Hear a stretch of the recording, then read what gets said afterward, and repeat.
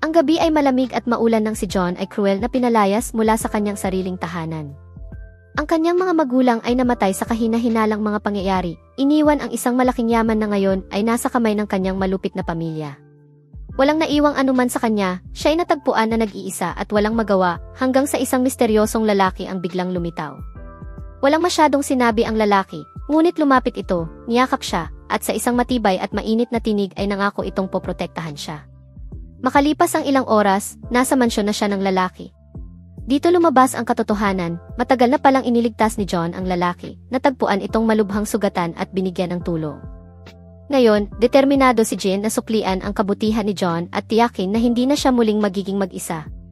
5 taon na ang lumipas mula nang magsimula siya ng bagong buhay. Habang siya ay nag-ensayo, hindi maiwasan ni John na maalala ang unang beses na natutunan niyang bumaril. Takot na takot siyang hilingin kay Jean na turuan siya, dahil gusto niyang matutong ipagtanggol ang sarili. Sa kabila ng takot, ipinakita ni Jean ang mga peklat sa kanyang katawan at pinaalalahanan siyang hindi ito isang laro. Ngunit nagpilit si John, kailangan niyang maging mas matatag at tiwala sa sarili.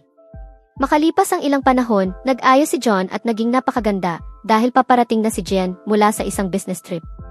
Ngunit lumipas ang mga oras, at nang hindi pa rin ito dumarating, nalungkot siya at nagpasyang magpahinga. Gabing iyon, may narinig siyang kakaibang tunog. Paglabas niya, nakita niyang dumating si Jean, hilo at mainit ang pakiramdam, bago tuluyang nawalan ng malay. Ngunit bigla siyang hinalikan ni Jean, at dahil nagkaroon na siya ng damdamin para dito, nagdaan ang gabi nilang magkasama. Pagkagising niya, nasa kanyang silid na siya. Nahihiya sa nangyari, nagpasya siyang mag-empek at umalis ng ilang araw. Ngunit bago pa siya makaalis sa kanyang silid, biglang pumasok si Jean. Napansin nito ang marka sa kanyang lieg at nagalit, iniisip na may nobyo siya at nagbabalak tumakas. Galit na galit, inutusan ni Jean si John na sabihin ang pangalan ng lalaki, ngunit natatakot si John na matuklasan ang totoo kaya nanatili siyang tahimik. Dahil nag-aalala si Jean na baka may nang aabuso kay John, ipinagbawal niya itong lumabas ng mansyon. Kamakailan lang kasi ay naging 23 taong gulang si John, at sa kanyang paningin, masyado pa itong bata para magdalang tao mula sa isang walang kwentang lalaki. Inutusan niya ang kanyang assistant na bantayan si John at alamin ang tungkol sa lalaki na sinasabing nobyo nito. Samantala, galit na galit si John sa parusa kaya nagdulot ito ng maraming problema sa buong bahay, kabilang na ang pag-hack sa kumpanya ni Jean na nagresulta sa malaking pagkalugi. Ngunit nang malaman ito ni Jean, hindi niya ito binigyan ng halaga. Sinabi pa ng kanyang assistant na ang ugali ni John ay kahalintulad ng kay Jean, kilala sa pagiging matigas at malayo ang loob. Sa mayabang na tinig, sinabi ni Jean na hindi ito nakakagulat dahil siya ang halos nagpalaki kay John. Sa bahay naman, hinadlangan si John ng mga gwardiya upang hindi na siya makapagdulot ng gulo. Ngunit pagdating ni Jean, agad niya itong pinalaya at ginamot ang mga sugat nito dahil sa kanyang pagkasira ng ulo. Napahiya si John at humingi ng tawad sa nangyari. Kinuha siya ni Jean sa kanyang mga bisig at dinala sa hapagkainan dahil hindi pa siya kumakain buong araw dahil sa kanyang galit. Upang magkabati sila, sinabi ni John na ang pasa sa kanyang lieg ay dahil sa kagat ng lamok habang siya ay nag-ensayo sa bundok. Hindi naniwala si Jean, ngunit pinayagan niya pa ring lumabas si John. Ayaw niyang ito'y makulong sa bahay. Sinabi ni John na kayanan niyang alagaan ang sarili at nasa edad na siya para magkanobyo o magkaanak. Nagulat si Jean at lumapit, tinanong kung totoo ang sinasabi nito. Nanginginig, sinabi ni John na nagbibiro lamang siya. Kinagabihan, bumaba si John para uminom ng tubig. Habang nagbabasa si Jean, nakita niya ito at pinagsabihan dahil naglalakad itong walang sapatos at natutulog na basa ang buhok. Sinabi ni Jean na sa ganitong asal, walang sinumang lalaki ang magugustuhan siya. Tumugon si John ang may hamon, sinabing siya ay maganda at matalino at maraming manliligaw sa unibersidad. Ngunit dagling idinagdag na wala siyang interes makipagrelasyon sa kahit sino. Ang gabi ay malamig at maulan nang si John ay marahas na pinalayas mula sa kanyang sariling tahanan. Ang kanyang mga magulang ay namatay sa kahina-hinalang mga pangyayari, iniwan ang isang malaking yaman na napasakamay ng malupit niyang pamilya. Wala siyang naitira para sa sarili, nag-iisa at walang magawa. Hanggang isang misteryosong lalaki ang biglang lumitaw, walang sinabi ngunit lumapit, niyakap siya, at sa isang matibay at mainit na tinig, nangako itong poprotektahan siya. Makalipas ang ilang oras, nasa isang mansyon na siya. Doon, lumabas ang katotohanan, matagal na palang iniligtas ni John ang lalaki, natagpuan itong sugatan at binigyan ng tulong. Ngayon, determinado si Jean na suklian ang kabutihan ni John at tiyakin na hindi na ito muling mag-iisa. 5 taon na ang lumipas mula nang magsimula si John ang bagong buhay. Habang nag-ensayo siya, hindi maiwasan niyang maalala ang unang beses na natutunan niyang bumaril. Takot na takot siyang hilingin kay Gian na turuan siya, ngunit gusto niyang matutong ipagtanggol ang sarili. Ipinakita ni Gian ang mga peklat sa kanyang katawan at pinaalalahanan siyang hindi ito isang laro. Sa kabila ng babala, nagpilit si John. Alam niyang kailangan niyang maging mas matatag at tiwala sa sarili. Makalipas ang ilang panahon, nag-ayos si John, nagmukhang napakaganda dahil paparating si Jen mula sa isang business trip. Ngunit lumipas ang mga oras at nang hindi pa rin ito dumarating, nalungkot siya at nagpasyang magpahinga. Gabing iyon, may narinig siyang kakaibang tunog. Paglabas niya, nakita niyang dumating si Jen, hilo, mainit ang pakiramdam at bago tuluyang nawalan ng malay. Bigla siyang hinalikan nito at dahil nagkaroon na siya ng damdamin para kay Jen, nagdaan ang gabi nilang magkasama. Kinaumagahan, nagising si John sa kanyang silid. Nahihiya sa nangyari, nagpasya siyang mag-empek at umalis ng ilang araw. Ngunit bago siya makaalis, biglang pumasok si Jen.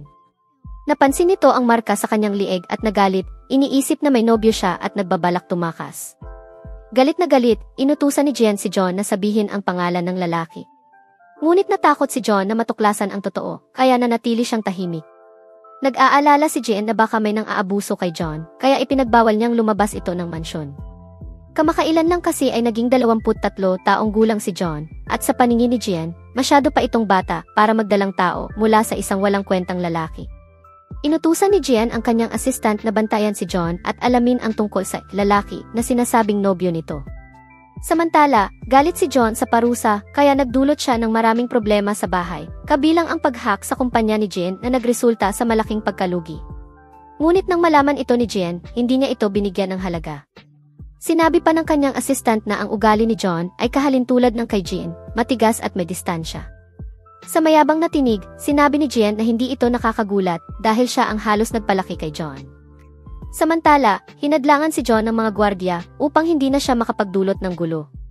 Ngunit pagdating ni Gian, agad niya itong pinalaya at ginamot ang mga sugat nito dahil sa kanyang galit. Napahiya si John at humingi ng tawad. Kinuha siya ni Gian sa kanyang mga bisig at dinala sa hapagkainan dahil hindi pa siya kumakain buong araw.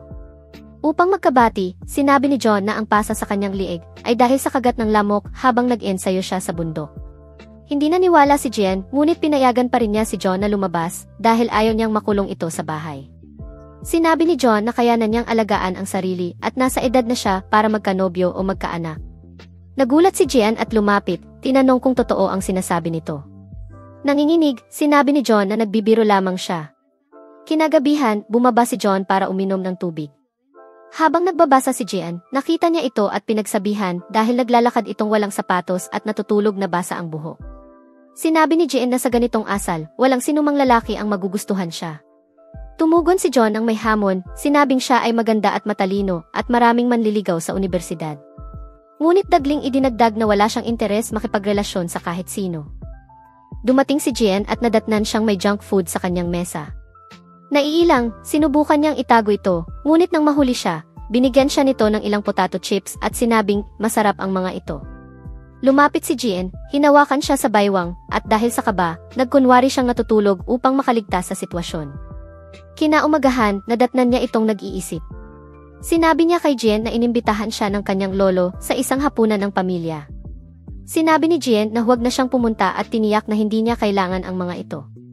Ngunit nagpasya siyang harapin ang kanyang pamilya. Pagdating doon, nalaman niyang nais ng kanyang lolo na ipakasal siya sa isang matandang milyonaryo kapalit ng pamumuhunan nito sa kanilang negosyo. Hindi lamang iyon, sinimulan din siyang hiyain ng kanyang tiyahin at pinsan. Maging ang matanda ay ipinagmalaki ang kanyang kayamanan upang mapahanga siya. Ngunit malinaw niyang ipinakita sa kanila na hindi niya kailangan ang mga ito dahil may sarili siyang pera at hindi siya kailanman magpapakasal sa isang mapagsamantalang matanda. Sa labas, nagplano ang kanyang tiyahin at ang matanda na lagyan ng droga ang kanyang inumin upang sila'y magkasama sa magdamag. Gayunpaman, nang papalapit na ang pinsan niya upang ilagay ang mga pulbos, may sumapak dito at nawalan ito ng malay. Paglabas ng matanda sa banyo, nadatnan niya ang pinsan niyang walang malay. Nang makita ito ng tiyahin, inakala nitong may nangyari sa pagitan ng dalawa. Biglang dumating ang fiant ng matanda, maling naintindihan ang sitwasyon, kaya't kinansela nito ang kasal. Habang paalis, nagbiro pa si Jen sa tiyahin niya, sinabing, maliit na bagay ito kumpara sa ginawa niyo sa kanya, na lalong ikinagalit ng tiyahin. Sa labas, naghihintay si Jen at pinuri siya sa matagumpay niyang plano. Habang nasa kotse, nagchat siya sa kanyang kaibigan na nagpadala sa kanya ng mga larawan ng gwapong mga singer. Bagamat hindi niya ipinakita, naramdaman ni Jen ang selos, ngunit nanatiling tahimik. Kinaumagahan, sinalubong siya ng grupo ng mga kriminal na may masamang balak. Ngunit salamat sa kanyang mga pagsasanay na itaboy niya ang mga ito. Takot, inamin nila na ipinadala sila ng kanyang pinsan. Nang malaman ito ni Jian, pinangakuan siya nitong hindi na siya muling masasaktan. Galit na galit, inutusan ni Jian ang kanyang assistant na ilagay ang pamilya nito sa blacklist at kanselahin ang lahat ng kontrata sa kanila. Pagdating sa bahay, abala siya sa panonood ng TV kaya hindi niya pinansin si Jen. Dahil dito, sinadya nitong masugatan ang sarili upang kunin ang kanyang atensyon. Nag-alala siya at nilinis ang sugat nito, nilagyan ng band-aid, at tinulungan siyang magpalit ng damit. Habang ginagawa ito, nadulas siya, kaya't niyakap siya ni Jian at hinalikan ng matindi. Dahil hindi niya alam kung paano tutugon, tumakbo siya palabas. Nagpa siya si Jian na sorpresahin siya ng isang regalo na gawa ng kanyang sariling kamay. Natutong maghabi si Jian upang gumawa ng isang jacket para sa kanya, na labis na ikinagulat ng kanyang assistant. Hindi ito ang Jian na kilala nilang malamig at malupit. Samantala, nakatanggap siya ng regalo mula sa kanyang kaibigan, isang sexy na damit upang sorpresahin si Jen. Ngunit nang makita siya ni Jen na suot iyon, tumakbo siya palabas ng nahihiya. Napunta siya sa kanyang kama at sinimulang isipin si Jen sa isang maselang tagpo. Sa parehong oras, si Jen din ay nagkaroon ng panaginip tungkol sa kanya, nakasuot ng sexy na damit at nagkaroon ng magdamagang tagpo. Kinaumagahan, pinuntahan niya si Jen upang gisingin ito. Nang makita siya, naalala ni Jian ang kanyang panaginip at bigla itong dinugo sa ilong. Nag-aalala siya, iniisip na baka may sakit si Jen. Sa araw na iyon, inimbitahan siya ng kaibigan niya sa isang bar. Bagamat nag-aalinlangan, sumama siya, ngunit may masamang kutob. May isang lalaki na nagpakitang gilas sa kanya, ngunit biglang dumating si Jen, binuhat siya, at dinala pa uwi. Sa bahay, humingi siya ng tulong. Ang mga kasambahay ay nakiusap na huwag siyang parusahan, ngunit tinanong ni Jian kung mukha ba siyang marahas na ikinatakot ng lahat.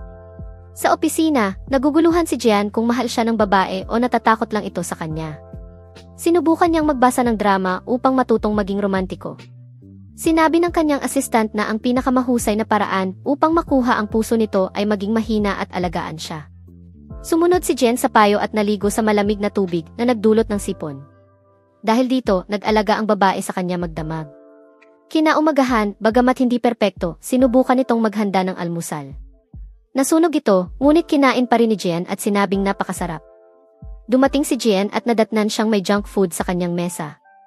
Naiilang, sinubukan niyang itago ito, ngunit nang mahuli siya, nagbigay siya ng ilang potato chips kay Jian at sinabing masarap ito. Lumapit si Jian, hinawakan siya sa baywang na nagpakaba sa kanya. Dahil dito, nagkunwari siyang natutulog upang makaiwas sa sitwasyon. Kinaumagahan, nadatnan ni Jian na malalim siyang nag-iisip. Sinabi niya na inimbitahan siya ng kanyang lolo para sa isang hapunan ng pamilya. Iminungkahi ni Jian na huwag na siyang pumunta, sinabing hindi niya kailangan ang mga ito. Ngunit nagpasya siyang harapin sila. Pagdating doon, nalaman niyang ito'y isang kasinungalingan. Gusto ng kanyang lolo na ipakasal siya sa isang matandang milyonaryo, kapalit ng pamumuhunan nito sa negosyo ng kanilang pamilya. Habang naroroon, sinimulan siyang hiyain ng kanyang tiyahin at pinsan. Maging ang matandang milyonaryo ay ipinagmalaki ang kanyang kayamanan upang mapahanga siya. Ngunit buong tapang niyang sinabi na hindi niya kailangan ang kanilang tulong, dahil mayroon siyang sariling pera, at hindi niya kailanman pakakasalan ang isang mapagsamantalang matanda. Sa labas, nagplano ang kanyang tiyahin at ang matanda na lagyan ng droga ang kanyang inumin upang mapilitang magkasama sila magdamag. Habang inilalagay na ng pinsan niya ang mga pulbos, may isang tao na sumapak sa kanya hanggang nawalan siya ng malay. Nang lumabas ang matanda mula sa banyo, nadatnan nito ang pinsan niyang walang malay. Nang makita ito ng tiyahin, inakala nitong may nangyari sa kanilang dalawa. Sa gitna ng kaguluhan, dumating ang fiant na matanda, maling naintindihan ang sitwasyon at kinansela ang kasal. Habang paalis, sinabihan ni Jian ang tiyahin, maliit na bagay ito kumpara sa lahat ng ginawa mo sa kanya, na lalong ikinagalit ng tiyahin. Sa labas, naghihintay si Jian at pinuri siya sa matagumpay niyang plano. Habang nasa kotse, nagchat siya sa kanyang kaibigan na nagpadala sa kanya ng mga larawan ng mga gwapong mang-aawit. Bagamat hindi sinabi ni Jian, halata ang bahagyang selos sa kanyang mukha. Kinaumagahan, sinalubong siya ng isang grupo ng mga kriminal na may masamang balak. Salamat sa kanyang pagsasanay na itaboy niya ang mga ito. Takot ang mga ito at umamin na sila ipinadala ng kanyang pinsan. Nang malaman ito ni Jian, pinangakuan siya nito na wala nang sinuman ang muling mananakit sa kanya. Galit na galit, inutusan ni Jian ang kanyang assistant na ilagay ang pamilya nito sa blacklist at kanselahin ang lahat ng kontrata nila. Pagdating niya sa bahay, abala siya sa panonood ng TV at hindi pinansin si Jian. Dahil dito, sinadya nitong masugatan ang sarili upang makuha ang kanyang atensyon. Nag-alala siya at nilinis ang sugat ni Jian, nilagyan ito ng band-aid at tinulungan siyang magpalit ng damit. Habang ginagawa ito, nadulas siya, kaya't niyakap siya ni Jian at hinalikan ng matindi. Dahil hindi alam kung paano tutugon, tumakbo siya palabas. Nagpasya si Jian na sorpresahin siya ng isang regalong gawa sa sariling kamay. Nag-aral siyang maghabi upang makagawa ng jacket para sa kanya. Nagulat ang kanyang assistant dahil hindi ito inaasahang gawin ng dating malamig at matigas na Jian. Samantala, nakatanggap siya ng regalo mula sa kanyang kaibigan, isang sexy na damit upang sorpresahin si Jian. Nang makita siya ni Jian na suot iyon, tumakbo siya palabas, labis na nahihiya. Napunta siya sa kanyang kama at sinimulang isipin si Jian sa isang maselang tagpo. Sa parehong oras, nagkaroon din ng panaginip si Jian tungkol sa kanya, suot ang sexy na damit at nagkaroon sila ng magdamagang sandali. Kinaumagahan, pinuntahan niya si Jian upang gisingin ito. Nang makita siya, bigla niyang naalala ang panaginip at dumugo ang kanyang ilong. Nag-alala siya at iniisip kung may sakit si Jian. Sa araw na iyon, inimbitahan siya ng kanyang kaibigan na pumunta sa isang bar. Bagamat nagdadalawang isip, nagpasya siyang sumama, ngunit may masamang kutob na may mangyayari. Habang nasa bar, isang lalaki ang sumubok manligaw sa kanya, ngunit biglang dumating si Jian. Walang sabi-sabi, binuhat siya nito at dinala pa uwi. Sa bahay, agad siyang humingi ng tulong. Ang kanyang assistant at kasambahay ay nakiusap kay Jian na huwag siyang parusahan. Tumingin si Jian sa kanila at nagtanong, mukha ba akong marahas na tao? Sa takot, wala silang nasabi at nanatili na lamang tahimik. Sa opisina, si Jian ay naguguluhan. Mahal ba siya ng babae o natatakot lamang ito sa kanya? Sa kanyang pag-iisip, nagdesisyon siyang magbasa ng drama upang matutunan kung paano maging romantiko. Sinabi ng kanyang assistant, kung gusto mong makuha ang puso niya, ipakita mo ang iyong kahinaan. Maging isang taong gusto niyang protektahan o alagaan. Sinunod ni Jian ang payo at naligo sa malamig na tubig upang magkasakit. Dahil dito, siya ay nagkaroon ng sipon. Sa magdamag, inalagaan siya ng babae. Kinaumagahan, sinubukan niyang maghanda ng almusal para kay Jian. Ngunit dahil iyon ang kanyang unang beses, nasunog ang lahat. Sa kabila nito, masayang kinain ni Jian ang kanyang luto at sinabing napakasarap nito. Habang kumakain sila, nagbiro si Jian at kinagat ang prutas na hawak ng babae, kalahati nito ay kinain niya. Makalipas ang ilang sandali, nakatanggap siya ng tawag mula sa kanyang masamang pamilya. Ang kanyang tiyahin, na kunwari mabait, ay humiling ng tulong dahil winasak ni Jian ang lahat ng kanilang negosyo. Pinakiusapan nila siyang makipagkita. Sa kanilang pagkikita, sinubukan ng tiyahin na maging magalang at kumbinsihin si Jian na muling makipagnegosyo sa kanila. Ngunit mabilis niyang sinabing, hindi ko kailanman ipagtatanggol ang mga taong nanakit sa akin. Sa galit, nagsimula ang tiyahin na bantaan siya, tulad ng ginawa niya sa mga magulang nito noon. Ngunit, sa halip na matakot, kinonpronta niya ang tiyahin. Sinabi niyang kukunin niya ang lahat ng bagay na ninakaw nila at babayaran ng hustisya ang kanilang kasalanan. Habang patuloy sa pagbabanta ang tiyahin, lihim niya itong ni-record. Matapos makuha ang ebidensya, siya'y umalis upang isakatuparan ang kanyang plano. Sa bahay, nagsimula siyang tingnan si Jian sa ibang paraan. Medyo kinakabahan, humingi siya ng tulong kay Jian na ayusin ang kanyang kwelyo. Sinabi ni Jian, gawin mo na lang ito para sa akin. Habang ginagawa niya iyon, bigla siyang ninerbiyos, kaya't nabuhos niya ang kanyang baso ng alak kay Jian. Sa halip na magalit, niyakap siya ni Jian at hinalikan ng matindi. Sa gabing iyon, nagdaan ang kanilang unang gabi bilang magkasama. Kinabukasan, dumating ang kanyang lolo at tiyahin. Nakiusap sila kay Jian na huwag sirain ang kanilang negosyo. Sinubukan pa nilang kumbinsihin si Jian na kunin siya pabalik, sinasabing ibibigay nila ang lahat ng nararapat sa kanya. Ngunit matapang na sinabi ni Jian, hindi ko kailanman hahayaang galawin ninyo siya. Siya ang babaeng mahal ko at pinangako kong poprotektahan siya habang buhay. Sa likod ng pasilyo, narinig ng babae ang lahat ng sinabi ni Jian. Napuno ng saya ang kanyang puso at lumapit siya upang ipakita ang audio recording ng kanyang tiyahin na umaamin sa pagpatay sa kanyang mga magulang. Nang makorner ang tiyahin, sinubukan nitong saktan siya, ngunit mabilis siyang ipinagtanggol ni Jen. Tinawag ang mga pulis at dinala ang tiyahin para sa kasong pagpatay. Nagsorry ang kanyang lolo, ngunit sinabi niyang hindi niya kayang kalimutan ang lahat ng sakit na dinulot nila. Umalis ang lolo, tuluyang pinaalis sa mansyon. Sa huling eksena, nagpasalamat siya kay Jen dahil palagi itong nasa tabi niya. Sa wakas, inamin niyang mahal din niya si Jen. Dito nagtatapos ang kanilang magandang kwento ng pag-ibig. Maraming salamat sa panonood ng video. Kung bago ka dito, huwag kalimutang mag-subscribe at i-on ang mga notification. Narito ang iba pang mga video na tiyak na magugustuhan ninyo. Bisitahin din ang aming channel para sa maraming resmins. Hanggang sa muli, paalam!